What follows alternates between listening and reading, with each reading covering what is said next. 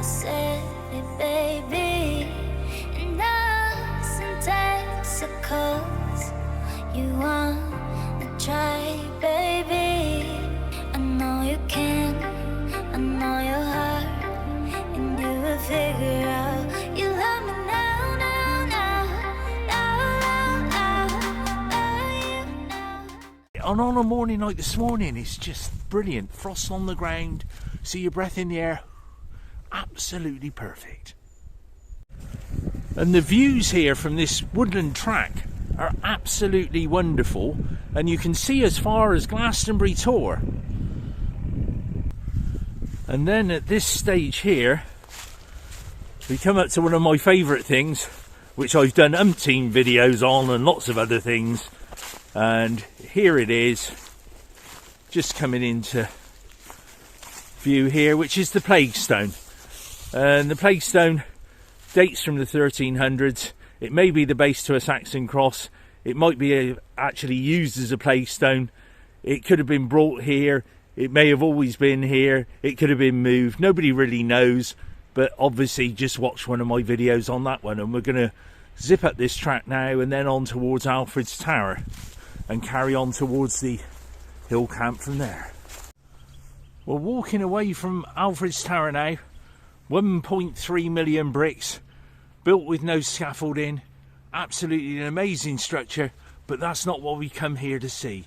We've come to have a look at the wonderful hill fort that was once owned by Richard Colt Hoare. So it's an amazing route to take this. So much history in such a short space of time. You really can't beat it. One thing to mention, Alfred's Tower is in Somerset, and the Plague Stone is in Wiltshire, and they're only a few feet apart.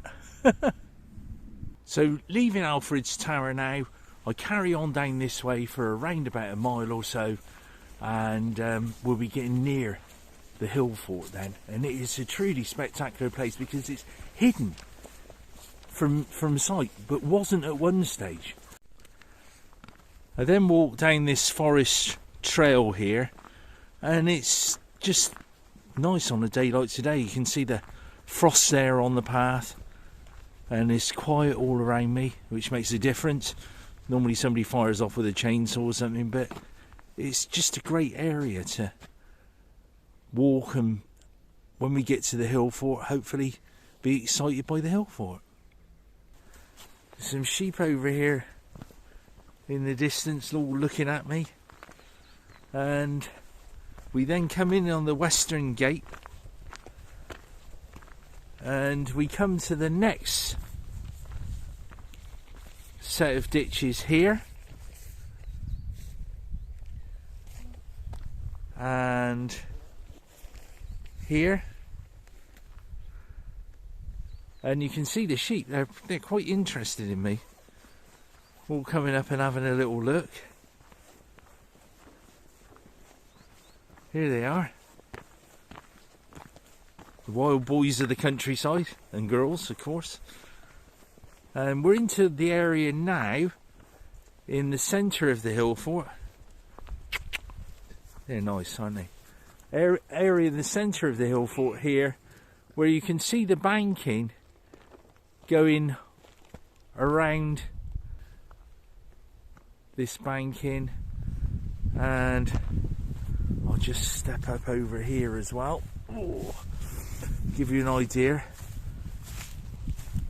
And looking down at the ditch here, and you can see it scanning round. It's only a couple of acres or so, but in the distance and all the way around are these trees.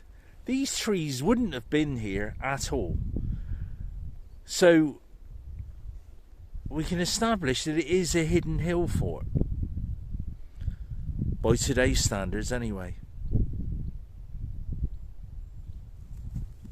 And then on round to here, and we can see this ditch starting to erode away a bit there and going on in, forgive the sun glare, and back towards the sheep and the other side there. But we'll have a look a bit more in detail and have a little chat about the area. But absolutely fabulous to come here today to see this, to think this dates back 2,000 years. Truly spectacular. Well, I've got a bit of an audience with the sheep going on here at the moment, but looking around it, you really feel that it is a hill camp, a hill fort. Whether it was used to defend anything, I don't suppose we'll ever know. Richard Colt Hoare, although he owned this before all the lands were given back to the National Trust in 1947, he never excavated it. He excavated over 390 round barrows and long barrows in Salisbury Plain and the area all around, zipping about all over the place, but he never excavated what was on his own doorstep. So an incredible thing. And wearing the hat today, feel like a true historian of course, but wearing the hat just because it's so damn cold more than anything else. So let's carry on and have a look around.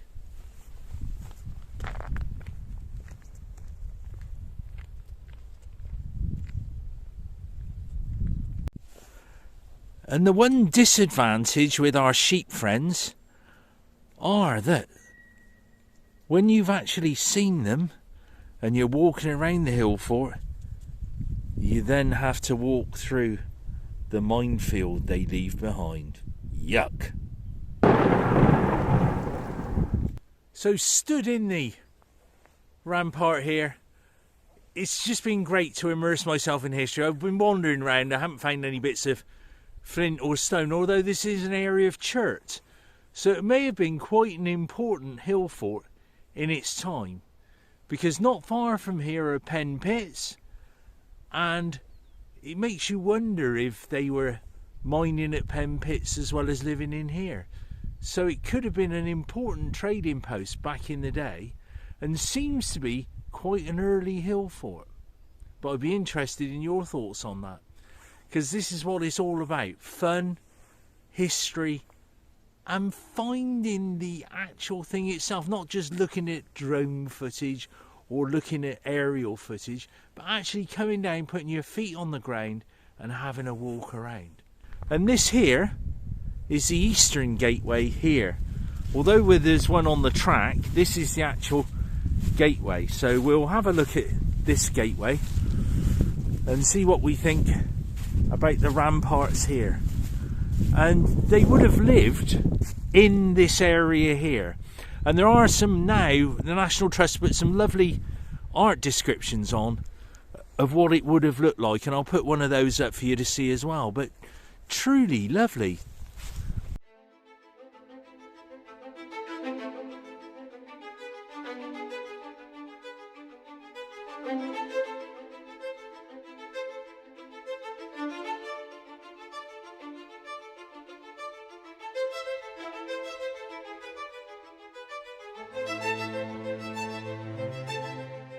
The frost on the grass, investigating, enjoying, immersing yourself in history doesn't get much better than this. So let's carry on to here. Try not to fall over and make myself look silly. And here we have the ramparts at this area here as well, going all the way up there. And it's difficult to have a concept of them, but they're around about a couple of metres high, so it's quite an early hill fort, which is something to bear in mind, an early hill fort.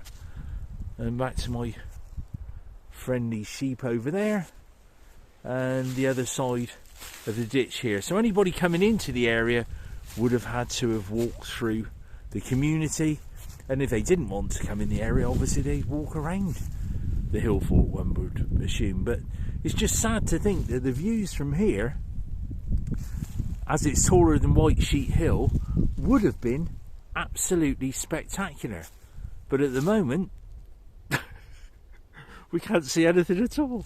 But that's part of its hidden location. Well, I'll take a look back at Park Hill Camp. There we are. And I'm going to be leaving then over this stile here. So you can look and see Six Wells Bottom on the track I'm on there, and we'll carry on down here, and you can see the height of Park Hill Camp up there. So it would have been quite high and steep on two sides of it, but then the western and the eastern sides of it were fairly gentle. So that's what makes me think, I wonder if they were actually communities that were mining chert. So we'll carry on down this way.